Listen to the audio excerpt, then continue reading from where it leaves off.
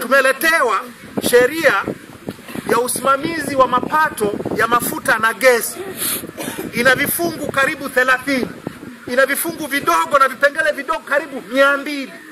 Tunatakiwa tuipitishe leo hadi kufikia tarehe 6. Wabunge gani wenye uwezo gani watakaoelewa wanachopitisha?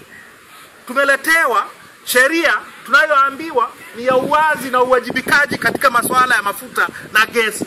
Wanaotuletea ni wale ambao wamekataa miaka yote kutuletea mikataba ya madini, mikataba ya mafuta, mikataba ya gesi.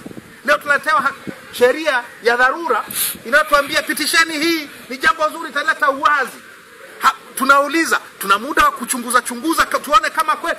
Muda huo hakuna. Tunataka hiyo sheria ipitishwe leo. Ni kwa maslahi ya taifa. Tumechoka. Mwaka 97 tulipitisha sheria 2. Bunge hili tulipitisha sheria iliyofanya marekebisho ya sheria za kodi, iliyofuta kodi zote za makampuni ya madini. Ndio maana dhahabu iko mipaka ya Tanzania, lakini dhahabu sio ya Watanzania. Kwa sababu tulifuta kodi zote kwenye muswada ulioletwa siku moja. Siku hiyo tarehe 26 Machi mwaka 97 ikatungwa sheria nyingine kwa hati ya dharura. Saa ile sheria ya uwekezaji Tanzania imefuta kodi kwa wawekezaji.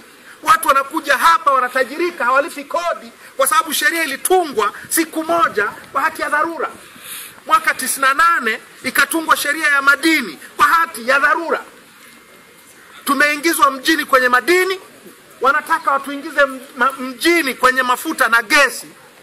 Sisi wa upinzani tumesema inatosha, hatutakubali.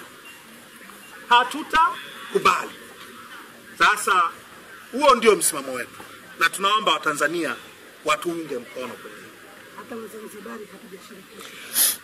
Mwaka jana, nashukuru sana, kwenye bunge la katiba, kwenye katiba inayopendekezwa, wakasema kwamba masuala ya mafuta na gesi wanayaondoa kwenye masuala ya muungano, ili gesi na mafuta yaliyopo kwenye bahari ya Zanzibar yawe ya Wazanzibari, ili mafuta na gesi iliyoko sehemu ya Tanganyika iwe ya Tanganyika.